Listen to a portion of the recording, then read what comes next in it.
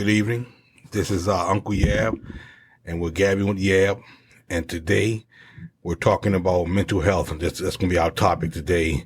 And I got my co-host here, Richard Carrington. How you doing, buddy? Oh, doing great. Glad to be here tonight.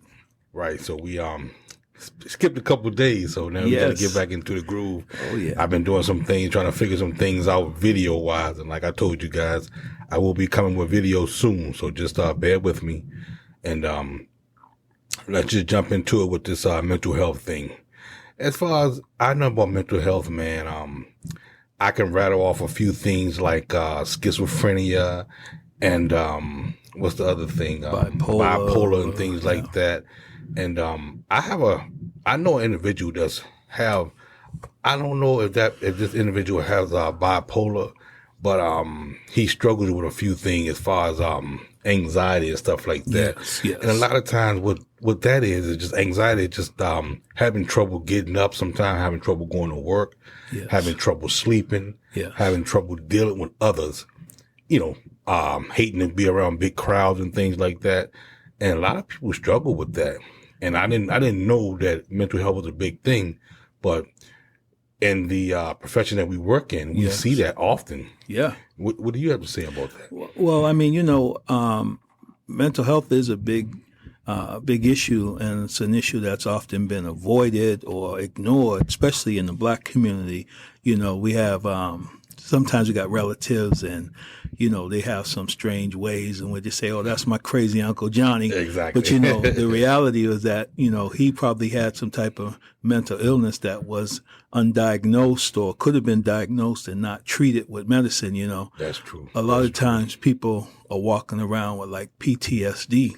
Yep. And that's a big one because for a lot of Black people, we have that, and it's not diagnosed, but we had it from, the traumas and the experiences of racism and, police brutality. That stuff causes that.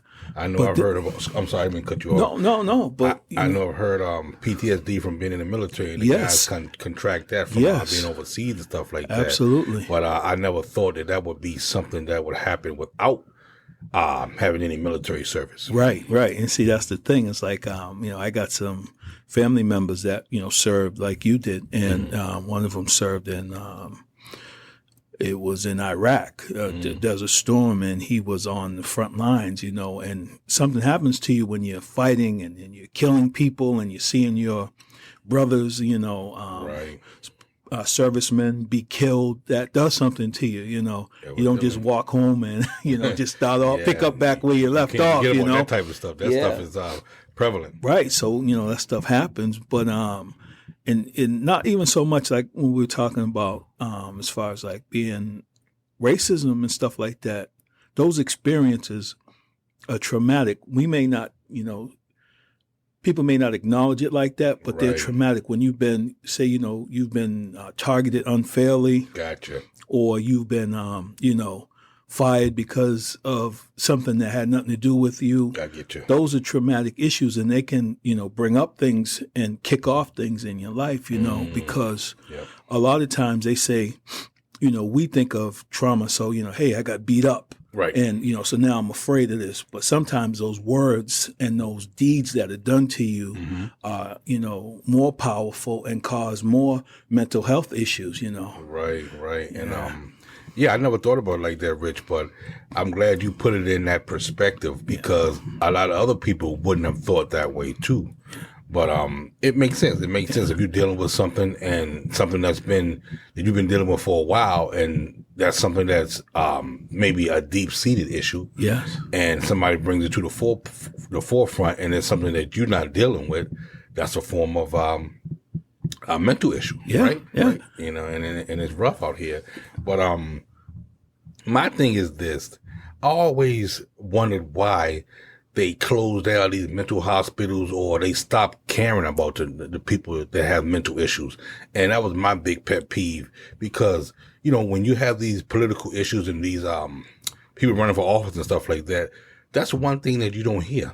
Absolutely. How can we help the mental stability of this country? Yeah. Or how can we fight mental illness. Yeah. I don't hear anybody talking like that. I don't either. And that is a big issue. And, you know, with this pandemic, it's even made it bigger, you know, Yeah, because yeah. you go outside, man, you know, we walk down to Dunkin' Donuts and we see mentally ill people hanging outside. Some of them are asking for money. Some Yeah. of them are just doing whatever, but they're going through some things and they need help. And, you know, like you said, the places are closing and, you know, and now it's like really, you know, everybody's out here fighting for themselves. And if you're not in your right mind, you can't really fight for yourself, you know? Exactly. And then a lot of times, a lot of the crime that's going on is due to mental health issues too, because you would think some of the heinous stuff that's going on today, man, it's not coming from nobody that's in their right mind. I don't think so. Right. You know, it has to be somebody that's either on drugs or have some type of mental health issue, you know, at one point or another, or just going through it off their meds. Because, you know, by us working in a hospital in this type of setting, a lot of people come to us off their meds. Yes. And another thing that happens too, when a person, they think that they're well. Yes. And you can, that type of thing, mental issue will never go away, I don't think. So you always have to be on your medicine and take your medicine. But if you come off your medicine and you think you're well, that's a bad thing with people that have mental issues. Yeah. Because they relapse. Yeah. And once they relapse, they have to go back into the hospital and get kind of what you call reprogrammed. Yeah. And it's rough. It's rough, man, because a lot of us may not understand why you see this person every other year or every other 6 months. Right. So then you start getting into what's the reason why he's here, and it's because he didn't take his medicine. He's off his medicine, and then once he's off his medicine, he's not right. Yeah. And Great those point. people needs to always keep their medicine, always keep their prescriptions and stuff like that. Yes. And if anybody out here that listens to me that is going through things like that, mental health issues, try to seek help. Yes. There's nothing wrong with seeking help. Trust me, we're all thinking about you. We love you. We care about you. And we want the best for you, regardless if it's a friend, somebody in your family, a loved one. If you're going through mental issues, please seek help. Yes. That's it. You can't say it any better than that, you know, because I'm thinking about like sometimes when you talk about the repeat, seeing people over and over, and you say, well, why can't they get it together? You know, why they keep coming here? They like coming here. And it's not that. A lot of times, like the medication does different things to people. Okay. So say, for instance, there's a young girl who's got an issue. Maybe she's bipolar or, you know, manic depressive or something. Right. And the medicine causes her to gain weight.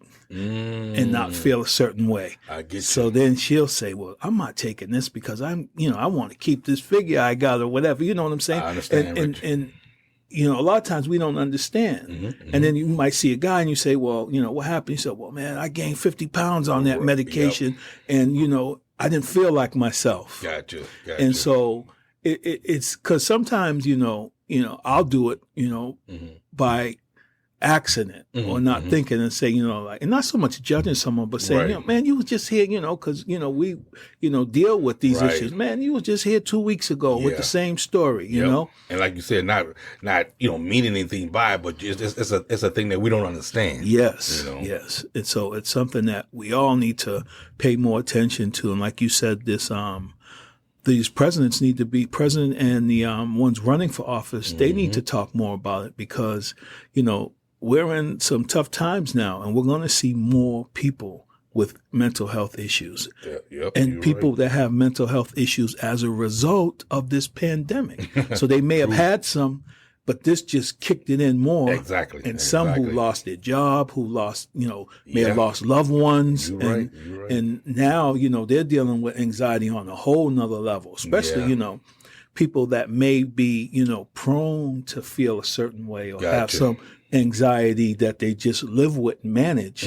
Now they lost their job. They're worried about, you know, their mortgage or worried about their rent, and the landlord saying, I need this money. The gas company saying, I need that money. And that anxiety puts them over the edge. That's true, man. That's true. And a lot of people, can't function like that. I mean, Yes. some people can deal with a lot of negativity and things like that, and you just keep moving. But some people just can't, man. Right. They don't know how to manage it, and they go off the deep end. Yes. And if you don't have your medicine, or you that type of person, I'm not going to say weak, Right. but you have a person that's have that mental issue or whatever, and that could just trigger you. Yes. And that could trigger a lot of other different things. And it's just rough, man. It's rough.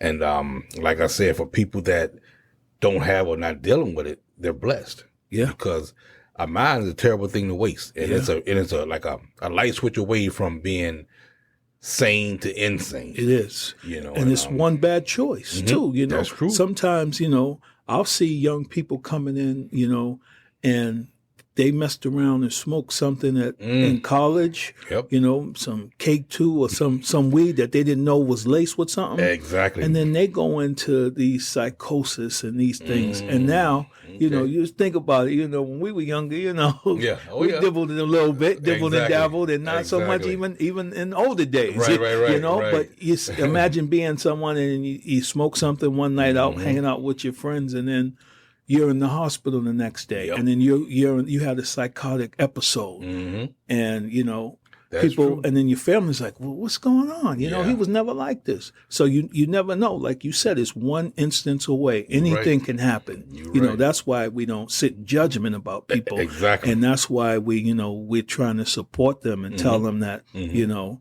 we're here, you know, or, you know, at least an ear or, you know, a Right. recommendation or something. But, you know, I seen it, man. I seen a lot of young people who, you know, tried drugs for the first time or, you know, just something happened, you know. In their life. We see kids who, you know, sometimes, you know, when I say kids, I mean young people, Right. you know, Right.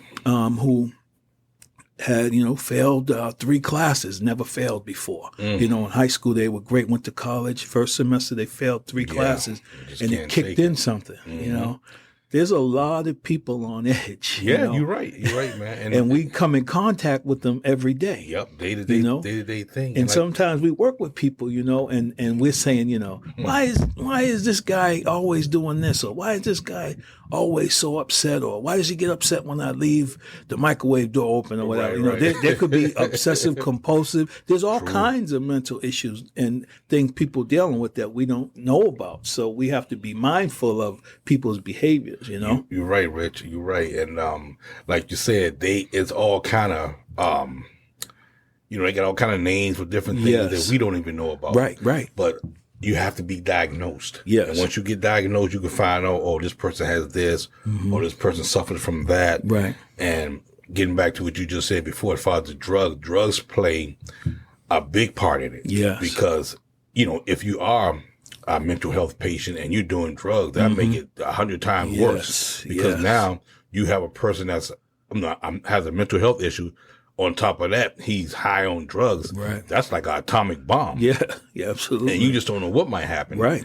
And it's crazy. But we just got to keep hoping that things will get better. Yes. And hopefully it will. Hopefully it will. I believe it will, man. You know, I believe that, you know, but we got to talk about it. Yep. You know, That's true. and we That's got to, true. and if we see people that, you know, especially in our families or in our circles, that we sense something's not right, you know, we can't be afraid to say something, you know, Yeah. because it may save them.